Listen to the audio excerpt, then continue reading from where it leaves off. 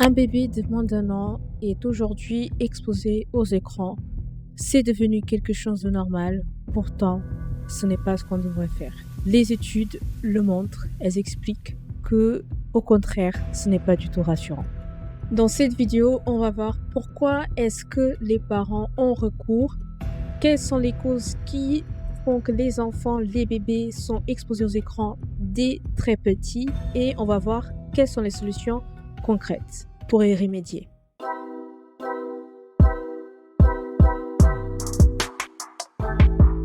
L'Organisation mondiale de la santé, American Academy of Pediatrics, recommande deux choses. 0 écran de 0 à 2 ans. À partir de 2 ans jusqu'à 5 ans, 1 heure maximum d'écran par jour et ce, accompagné par un adulte et un contenu de qualité et lent. Or, la réalité aujourd'hui, c'est que beaucoup d'enfants sont exposés dès quelques mois et les smartphones sont utilisés pour faire calmer l'enfant, l'occuper ou le faire manger. Mais derrière tout ça, il y a un contexte sociétal. Les parents sont épuisés, il y a l'isolement social, il y a la charge mentale, le télétravail, enfin bref, il y a beaucoup de conditions que réunissent l'exposition des écrans aux bébés. Dans cette vidéo, il ne s'agit pas de culpabiliser le parent, mais au contraire, de le faire prendre conscience de ce qu'il fait n'est pas bon et de recommander des choses à la place pour éviter des conséquences graves plus tard. Mais pourquoi est-ce que les parents y donnent les écrans à leurs propres enfants? La plupart des parents, ils disent au départ, je ne savais pas que tout ça pouvait être mauvais, néfaste pour mon enfant. Ce qu'ils pensaient, c'est qu'en donnant les écrans, ça allait les aider justement dans leur pédagogie, dans leur éducation, dans leur éveil. En donnant des dessins animés, ça allait les accompagner, les éduquer pour qu'ils puissent apprendre des choses. Les parents, donc, ils donnent les téléphones pour faire calmer l'enfant parce que c'est une solution rapide. Dès que l'enfant il a le téléphone, tout de suite il se calme. Il est canalisé donc par cet écran qui est en mouvement permanent. Ça le stimule, mais on va voir plus tard que ce n'est pas bon. Puis il y a des parents qui mettent le téléphone à table pour aider l'enfant à manger. Ça leur permet aussi de gagner du temps. Ils pensent qu'il y a un aspect éducatif des dessins animés, mais comme j'ai dit précédemment, on va voir que finalement c'est une illusion. Et il y a aussi le fameux aspect éveil. On pense que à travers les dessins animés, les enfants seront éveillés, mais tout ça c'est du marketing et ce n'est pas vraiment le cas. Regardez un bébé qui regarde un écran, il est comme ça. Il bouge pas, son visage est figé, ses yeux sont comme ça, parce qu'il a un nombre de données qui lui arrivent dans le cerveau à toute vitesse qu'il est sidéré. Et qu'est-ce qui se passe pendant ce temps-là? Son cerveau, il marche pas. Il se passe rien. Bonjour Lou, je suis Sylvie Diozika, je suis pédiatre, mon mari est également pédiatre et nous avons écrit ensemble un livre, L'enfant écran, comment échapper à la pandémie numérique. Parce qu'il faut vous informer, il y a un problème, les écrans, c'est nocif pour les bébés. Le problème de tout ça, c'est que le cerveau du bébé, le cerveau de l'enfant n'est pas prêt à être stimulé par autant d'informations. Et c'est là que la science devient très claire. Le développement du cerveau d'un bébé se fait de 0 à 3 ans, ce qui veut dire que cette période est très importante. Premièrement, parce que le cerveau de l'enfant, il est en train de se former d'une manière massive de connexion neuronale. Et puis, c'est à cette tranche d'âge que l'apprentissage est très important. Il se fait par les interactions sociales. Or, les écrans, eux, ils figent. Ils bloquent l'enfant. Vous avez vu, dès que vous donnez un téléphone portable à un enfant, il se calme, il vous écoute plus. Il est canalisé par cet objet.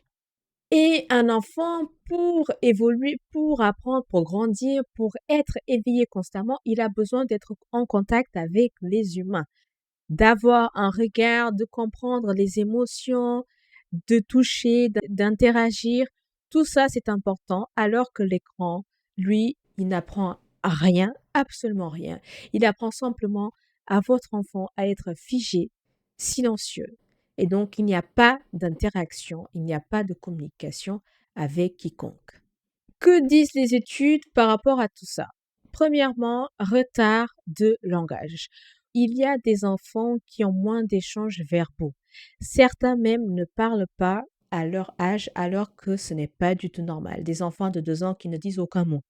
Ils font que des gestes envers leur maman et donc il y a que leurs parents qui les comprennent. Le monde social autour les comprenne pas et ça, c'est un problème. Donc, il y a vraiment un handicap dans le langage et il y a même des enfants qui ont un retard gravissime. Par exemple, des enfants qui ont 6 ans, ils parlent comme des bébés, clairement, qui ont 2 ans. Et donc ça, c'est problématique. La petite fille passe jusqu'à 10 heures par jour devant les écrans, principalement la télévision allumée en fond en permanence. Et même le week-end. C'est sa pédiatre qui l'envoie, très inquiète de son niveau de langage à quelques mois de l'entrée à l'école maternelle. Est-ce qu'elle sait dire encore, donne, des petites choses comme ça ou pas encore? Pas encore. Est-ce qu'à la maison, vous l'entendez baragouiner? On comprend pas ce qu'elle dit, mais elle essaie de parler. Non. Non, donc elle n'a pas trop de jargon. Aya, c'est quoi ça? C'est quoi? C'est quoi ça? C'est le nez. Tu montres ton nez? Montre ton nez, à toi. Montre ton nez, le nez d'Aya. Oui, il est là. Aya comprend, Et ça, c'est quoi?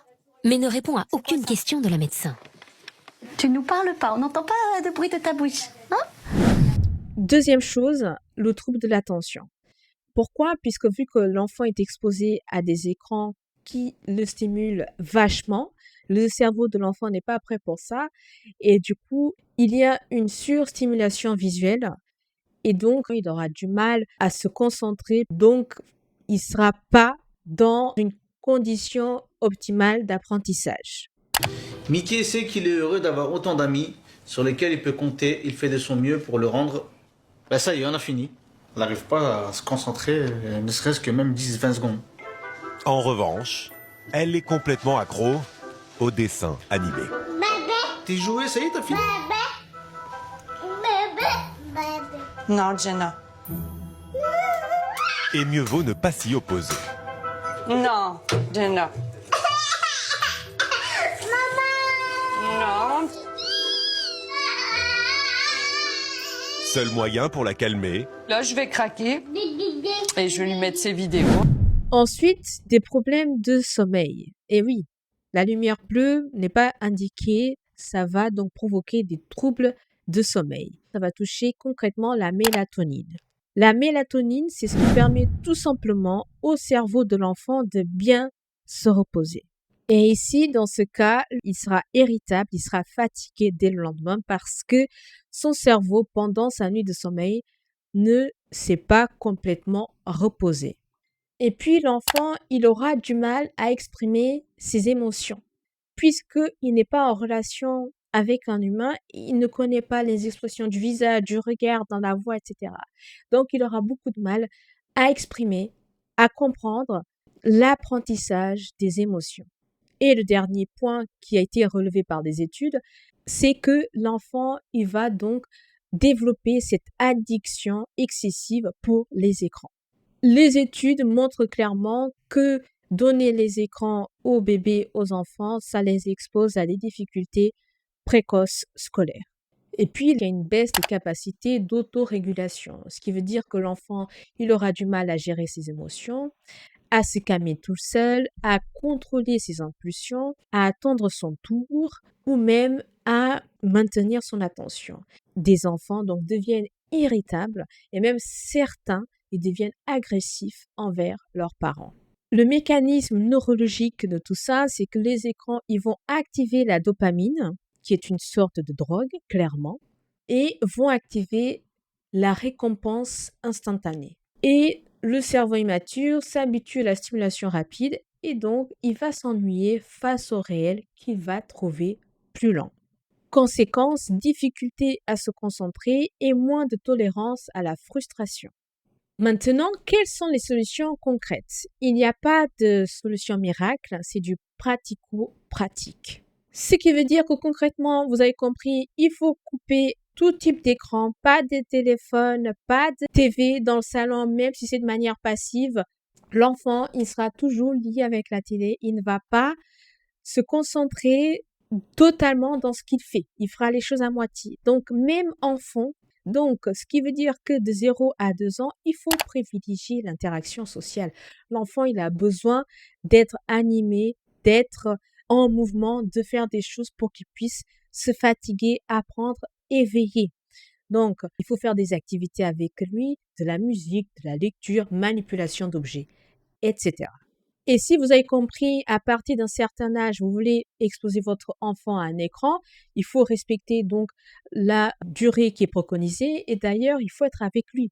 Il faut voir ce qu'il regarde, un contenu lent, pédagogique, pas pendant les repas et surtout pas avant de dormir. Le développement précoce est fragile, l'interaction humaine reste irremplaçable.